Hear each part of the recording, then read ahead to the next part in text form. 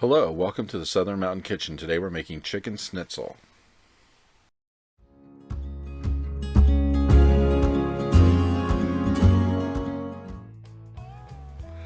So what we're going to do is cut up 4 chicken breasts to make the schnitzel. Usually when people make this, they use pork, but we're going to do a chicken version of it today. So what you need to do is take your chicken breast, cut off all the fat pieces, all the tough edges. You really don't want them ending up in this. This is going to be a very thin cut of chicken that we're going to make this with. What you're going to do after you cut off all of the fat, all the extra hard pieces, all the edges, is we're going to cut the chicken in half, basically through the center to where you have 2 fillet pieces out of each breast, unless you have a very small breast and you choose one, because we're going to end up pounding these out to make them flatter and a little bit tender, so that way when you eat them, there are no hard pieces in it at all. So as you can see, I've cut all of mine, and now when you want to go to pound these out, you probably should use a plastic bag. So that way when you're pounding them, the juices or any debris from the chicken doesn't fly across the room, hit all over the counter, doesn't go everywhere. You want to try to keep this kind of contained so that way you don't contaminate everything on your counter. And you're going to go through and do this with each piece of the chicken, and basically you're flattening it, but you're also tenderizing all at the same time. So it helps to have a mallet to beat this with. If you do not, there are several other things you can find that you can actually beat the chicken to tenderize it. But this is what I had. I would suggest actually getting a mallet, because these do come in handy quite often. So as you can see, I'm working my way through all of my chicken to get it done. It doesn't really take that long to do this, and you can keep using the same bag over and over as long as you don't make a mess of it or tear it.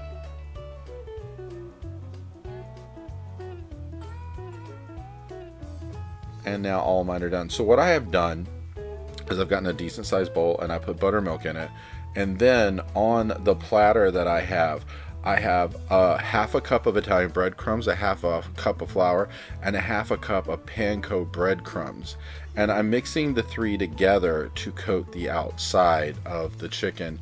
And I'm going to go through and do this for each piece, making sure that it gets an even coat of all the breadcrumbs, all the panko, everything mixed in together. Because when you cook it, they're going to cook up together to make your breading, which is really a tasty thing. And just once you've finished one piece, continue and do piece after piece. You're going to dip it in the buttermilk, then dip it into your breading, and just keep flipping it over till you get it completely coated.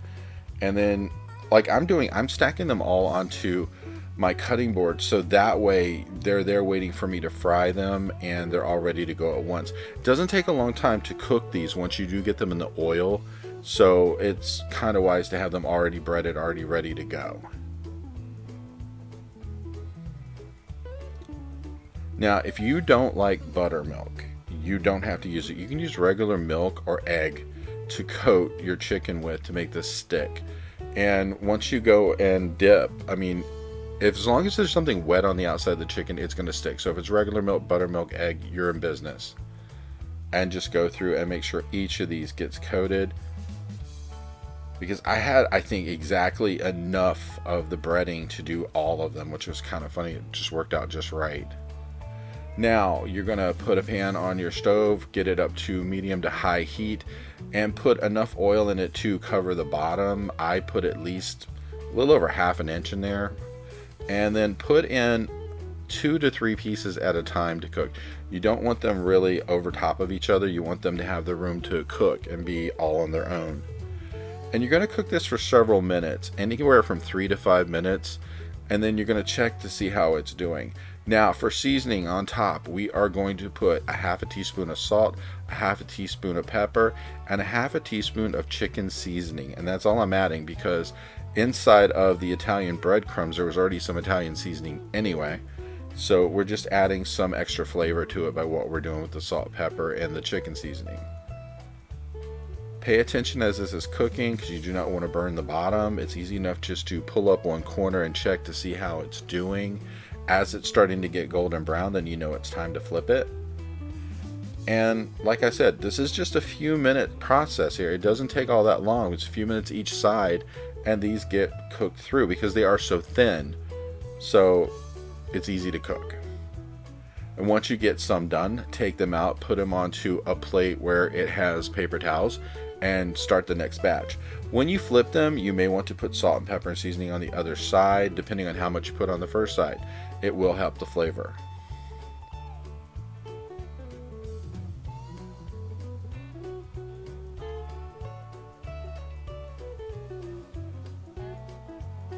And as you can see with mine, they are pretty much cooking very quickly, and they're not going to be long before they're done and out of the pan.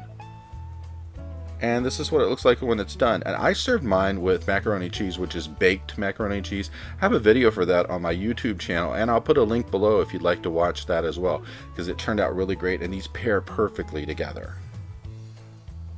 If you like this video, please like and subscribe, and I hope to see you next time.